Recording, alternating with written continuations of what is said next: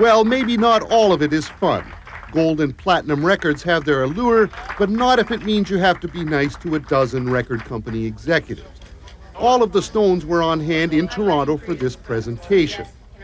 Guitarist Ron Wood, singer Mick Jagger, lead guitarist Keith Richards, bassist Bill Wyman, and drummer Charlie Watts. Most of the fun is on stage. The rest, according to Richards, is a bit of a grind. Because I've been working so hard. Yeah, but still, if you go out and ask a bunch of people out in the stadium if they would consider this work, most of them would say no. Oh, yeah, sure. Try it sometime, It isn't. You're playing. That's the great thing about my job is that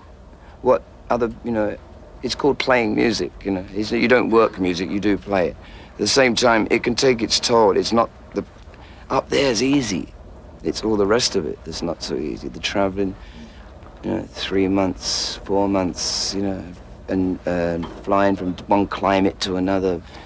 You never tell with guys. Actually, I'm also doing the longest show we've ever done in our lives. When I was 20 years old, a rock and roll show was 20 minutes long.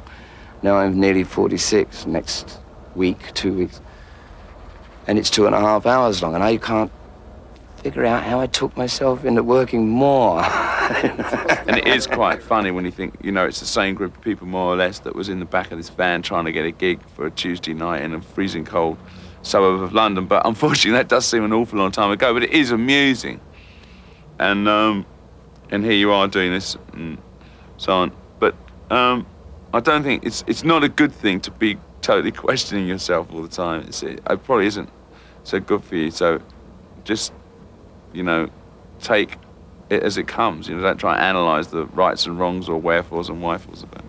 It was probably far more intense in the early days for us, because then we didn't even know how to write songs. We just used to suddenly we did, and you're sitting there and they're banging on the door for a new record, and the other one's only been out a week, and they're dancing, because there were singles in those days, 45s, every 12 weeks you had to have a new #1.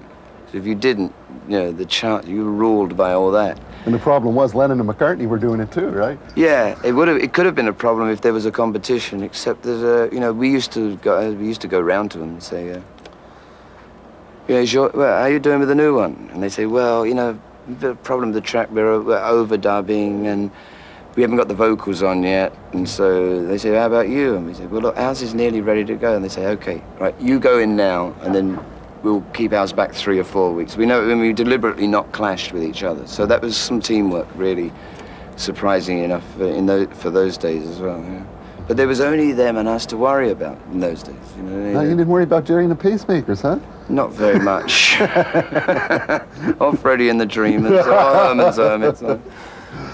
I've been doing it for so long now. That's the thing. It's difficult to, you're not talking to someone that's just started doing this. I've been doing it since I was at college, since I was 19 years old. So it's such a long time. It's hard for me to kind of explain what I do in analytical terms, because I don't analyse it.